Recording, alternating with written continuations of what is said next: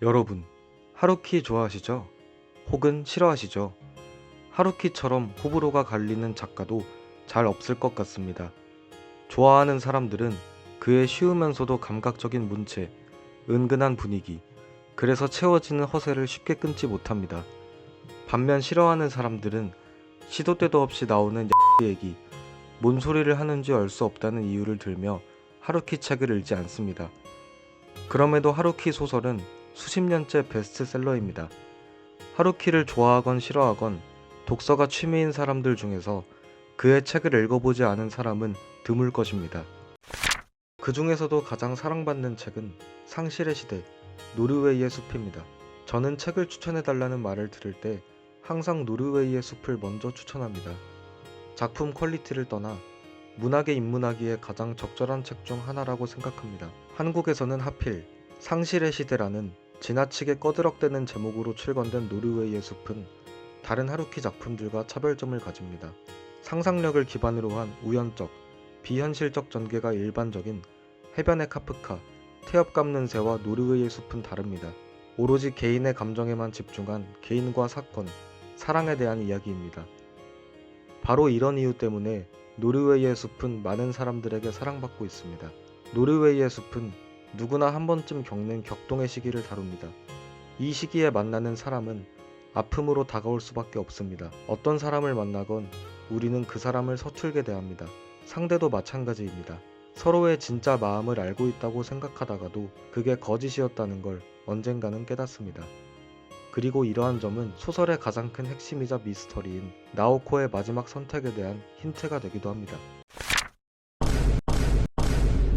나오코의 죽음은 사실 정말 뜬금없게 다가옵니다. 와타나베 역시 담담하게 서술해서 더 역설적인 충격을 줍니다. 와타나베와 나오코의 관계는 나아지는 것처럼 보였습니다. 와타나베가 미도리에게 마음이 끌리는 묘사가 있기는 했지만 나오코와의 관계에서 더 진중함이 느껴졌습니다. 하지만 아이러니하게도 이 끈끈함이 나오코를 죽음으로 내몰았다고 저는 생각합니다. 나오코는 태어날 때부터 전 연인인 기즈키와 함께한 사이였습니다. 그만큼 둘은 단순한 연인이 아닌 모든 것을 공유하고 드러내는 관계였습니다. 나오코와 기즈키는 독립된 자아로 존재하지 않고 서로의 부분으로 존재하게 됐습니다. 따라서 기즈키의 죽음은 나오코에게 무엇보다 크게 다가왔고 마음의 병을 얻게 됐습니다. 나오코는 자신의 방황에 대해 기즈키와 둘이서만 보낸 시간에 대한 대가를 치르고 있다는 것 같다는 말을 하기도 합니다. 이후 나오코는 병원과 같은 시설에 들어가게 됩니다. 중요한 건 이 시설이 진짜 병원이 아니라는 것입니다. 병원은 환자와 의사로 나뉘게 되고 그로 인해 치료해주는 사람과 치료받는 사람 사이에 계급이 생기게 됩니다. 치료받는 사람은 의사에게 의존하게 되고 스스로 설 수 없게 됩니다. 하지만 이 시설은 환자와 의사의 구분이 없는 공동체입니다. 의사 역할로 들어온 사람도 정신적 결핍이 있는 사람이기에 이 공동체에 속한 사람들은 타인에 대한 의존을 최소화할 수 있습니다. 나오코는 이 시설에서 호전되면서 자아의 독립을 이뤄내고 있었습니다. 물론 와타나베를 만나기 전까지 말이죠. 와타나베는 시설에 있는 나오코에게 이곳은 오래 있을 곳이 아니라며 함께 살자고 말합니다. 이 말은 나오코의 죽음에 결정적인 역할을 했습니다. 나오코에게 필요한 건 정신적 독립이지 타인과의 교류가 아니었기 때문입니다. 와타나베와 함께 산다는 것은 또다시 나오코가 와타나베에게 종속돼야 함을 의미합니다. 나오코는 누군가에게든 자신이 종속될 수밖에 없다는 것을 알게 됐습니다.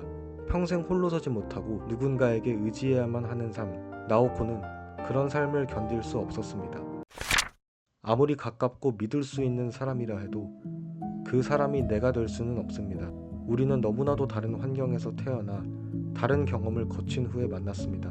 때문에 서로를 온전히 이해한다는 것은 서로를 맞지 않는 환경에 구속한다는 의미일 수도 있습니다. 친구와 연인 혹은 가족이라 해도 내 모든 걸 맡겨놓고 방심하는 것은 위험합니다. 사랑하는 누군가와의 더 깊은 관계를 위해 어느 정도는 거리를 두는 건 어떨까요? 하얀 토끼였습니다.